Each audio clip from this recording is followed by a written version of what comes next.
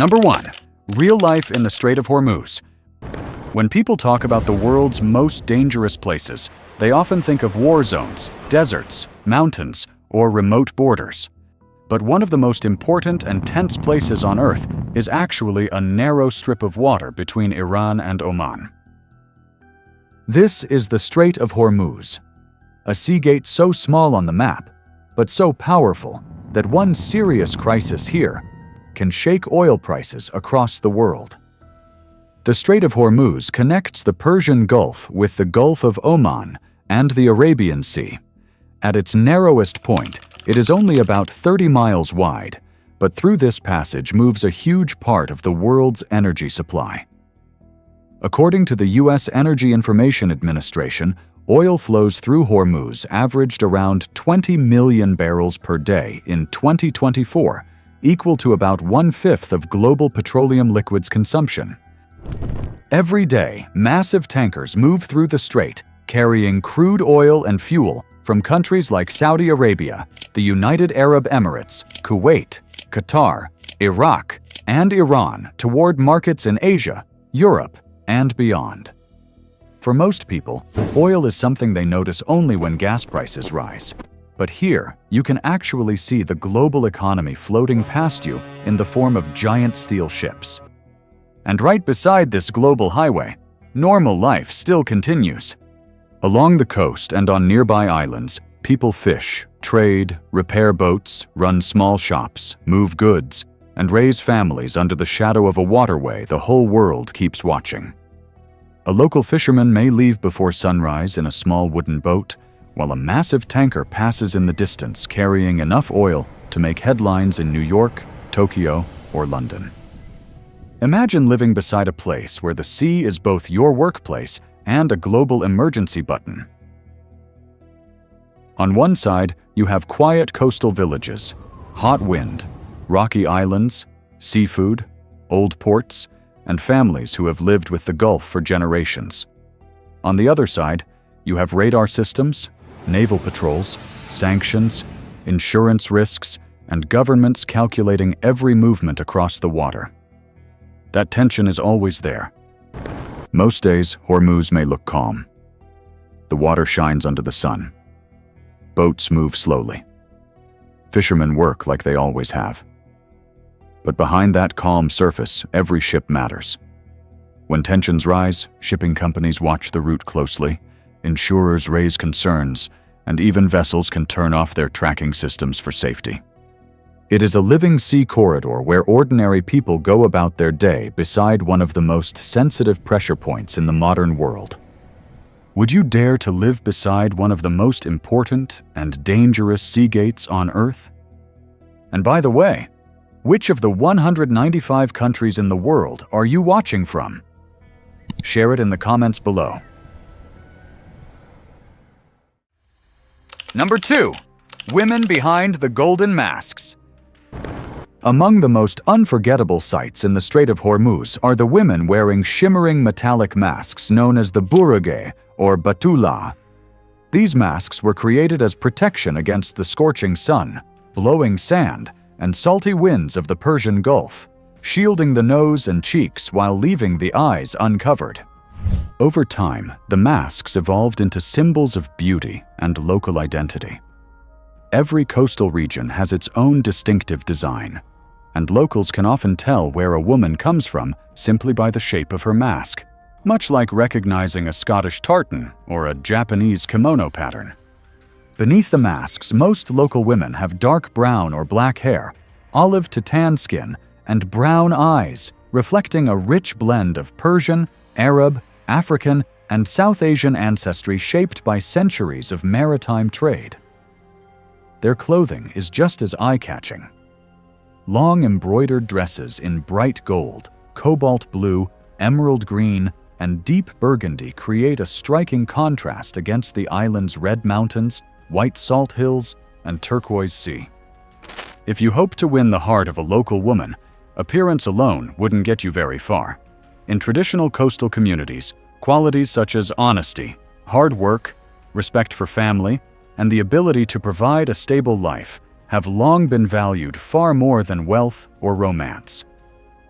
fishing skills, responsibility, and a strong reputation within the community were often considered the qualities of an ideal husband. Number 3. The only island that eats dirt.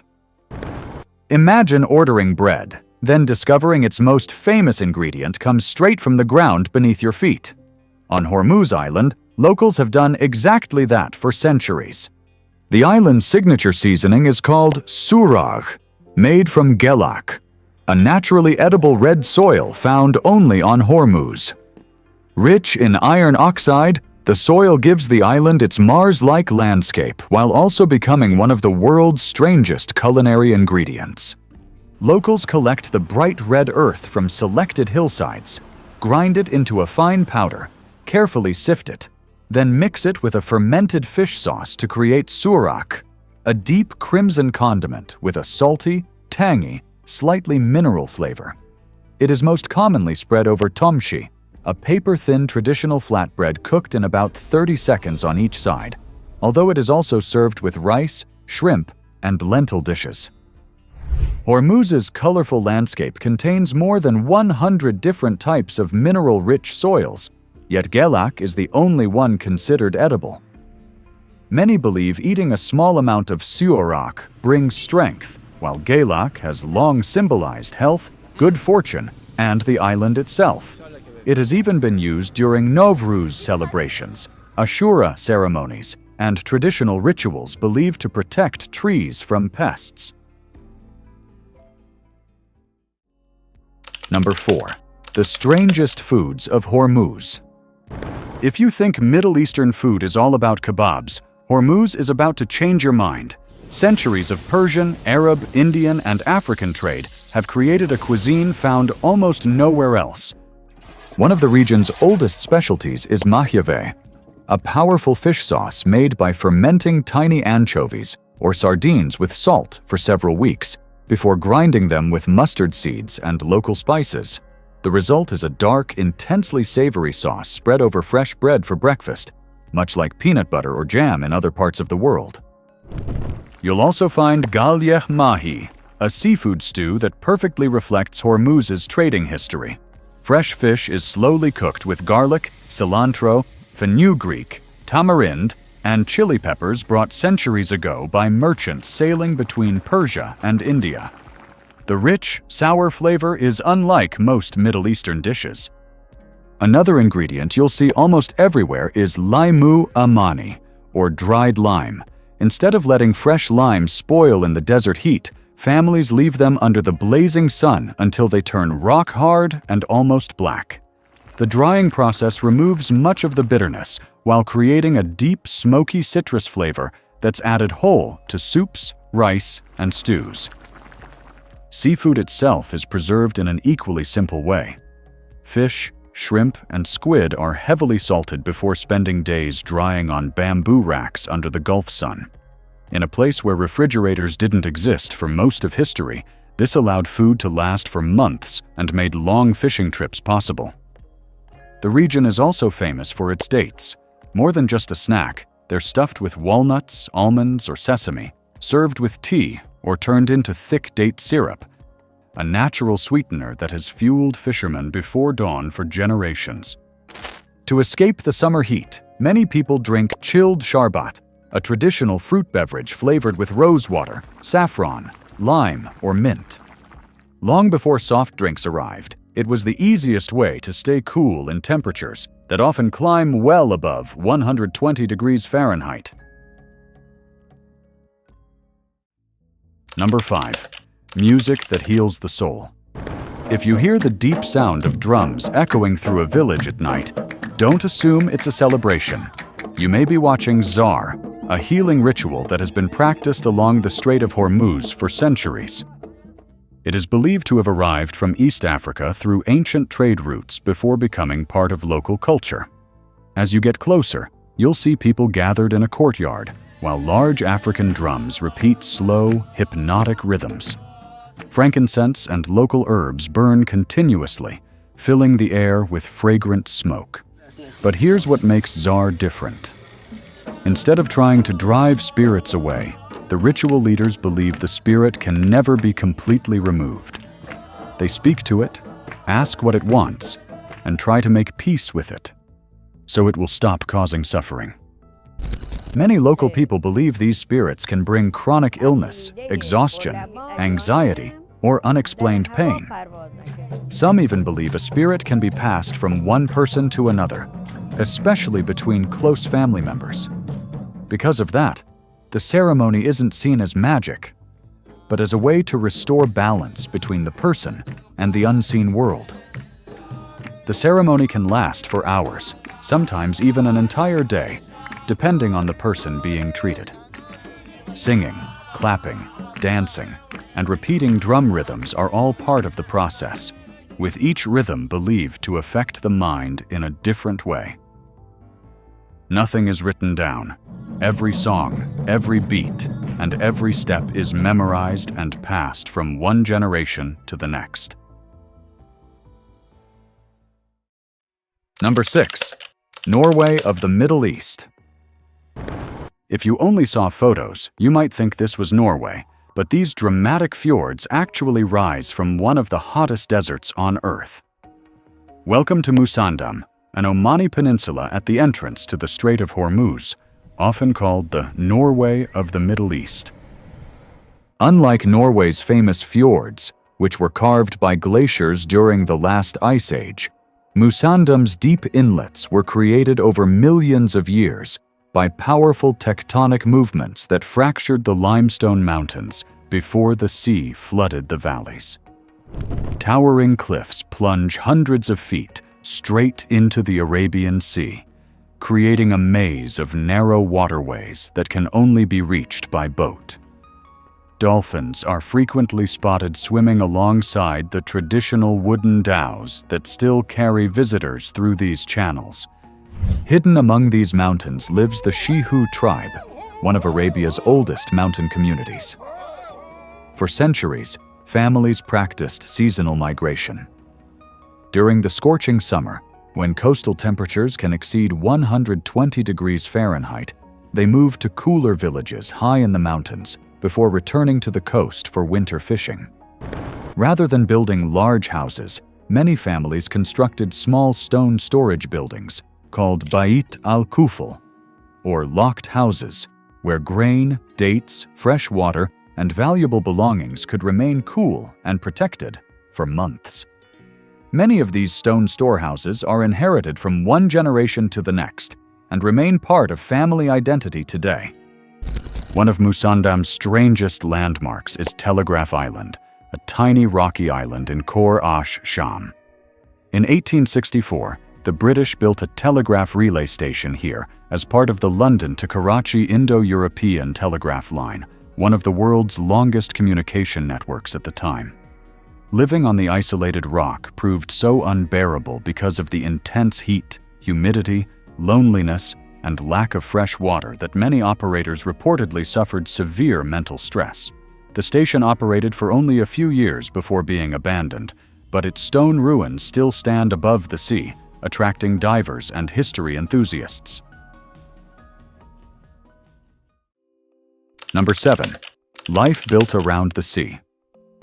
In Hormuz, the sea isn't just part of the scenery. It is the island's main source of food and income. With almost no farmland and very little fresh water, generations of families have depended on fishing to survive.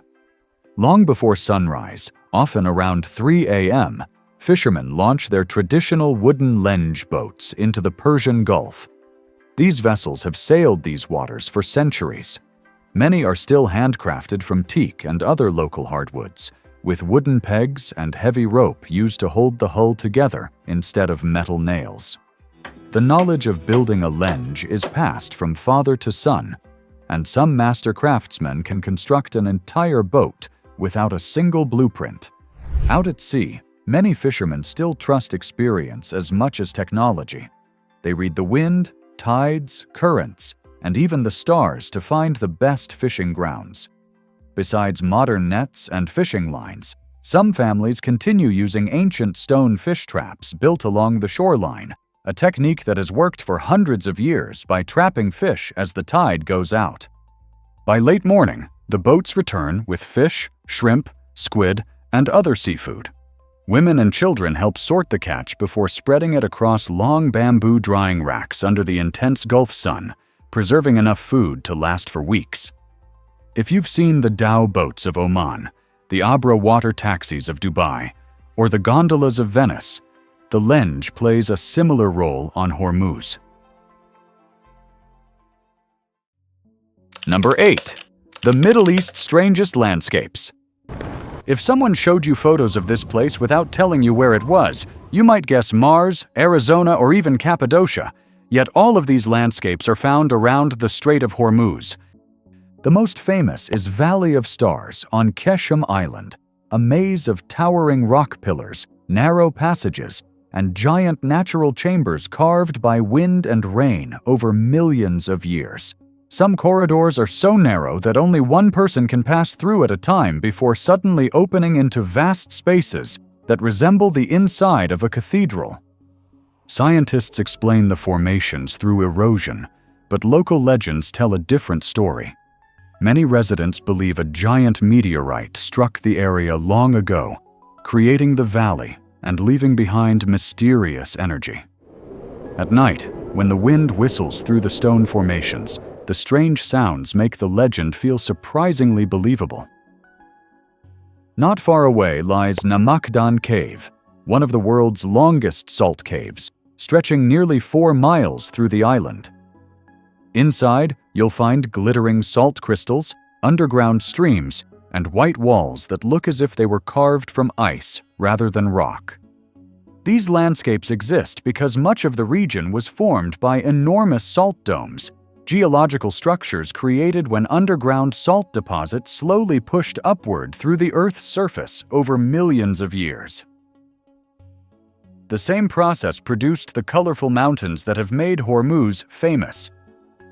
Red, yellow, orange, purple, and even white minerals paint entire hillsides across the island. In some places, the colors appear layered like a giant geological rainbow, leading many visitors to compare Hormuz to Peru's Rainbow Mountain or the deserts of Mars. Even the architecture borrows from the landscape. The famous Majara residence was built using soil from Hormuz itself. Its hundreds of interconnected domes display shades of red, yellow, orange, and beige, making the complex appear as though it has emerged naturally from the surrounding terrain. Number 9. Festivals of the Strait of Hormuz. If you visit the Strait of Hormuz at the right time of year, you'll discover that this harsh desert coastline can suddenly explode with music, dancing, and color. The biggest celebration is Nowruz, the Persian New Year, held on the spring equinox around March 20th or 21st. Families clean their homes, wear new clothes, prepare the famous Haft-Seen table with 7 symbolic items, and gather along the beaches to welcome the new year. On Hormuz, many people also decorate their homes with the island's colorful natural soil, a tradition found almost nowhere else. One of the most emotional events is Ashura, observed on the 10th day of Muharram in the Islamic calendar. Thousands of people dress in black and join long processions through the streets. On Hormuz, some participants still rub the island's famous red soil onto their clothes to symbolize the blood and sacrifice of Imam Hussein, creating a scene unlike anywhere else in Iran. The sea also has its own celebrations. In many fishing villages, the start of the fishing season is marked by prayers, music, and the blessing of traditional Lenge boats before they head back into the Gulf. For local families, a safe return from the sea has always been worth celebrating.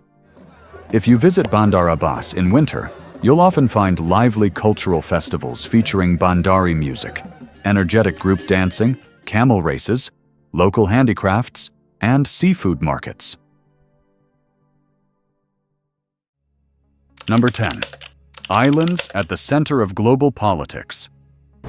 When you look at a map, the islands of the Strait of Hormuz seem tiny, but together they sit beside one of the world's most strategically important shipping lanes, making them far more influential than their size suggests.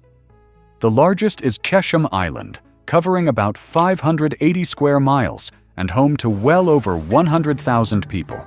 It's famous for dramatic canyons, salt caves, mangrove forests, and fishing villages, but it also hosts military facilities that overlook the entrance to the Persian Gulf. Just a few miles away is Hormuz Island, only about 16 square miles in size. While tourists come for its rainbow-colored mountains, its location allows a clear view of countless oil tankers and cargo ships passing through the strait every day. Then there's Hengam Island, a much quieter island known for its small fishing villages, wild dolphins, and traditional markets. Only a few hundred people live there, earning a living mainly from fishing, tourism, and handicrafts. Despite its peaceful atmosphere, Hengam sits only a short distance from one of the world's busiest maritime corridors. Farther west lie Abu Musa, Greater Tunb, and Lesser Tunb, three small islands controlled by Iran, but also claimed by the United Arab Emirates. The dispute has continued since 1971, when British forces withdrew from the Gulf. Although the islands have relatively small populations, they are considered strategically valuable because they overlook shipping routes entering and leaving the Strait of Hormuz. For the people who actually live on these islands, however, daily life looks surprisingly ordinary. Children go to school, fishermen repair their nets, small shops open every morning, and families gather for tea after sunset. While the rest of the world sees these islands as military flashpoints, many local residents simply see them as home. Number 11. Finding water in a desert. On the islands around the Strait of Hormuz, fresh water has always been more valuable than gold. In many places, rain falls only a few times each year, so people learned to save every single drop long before modern technology existed.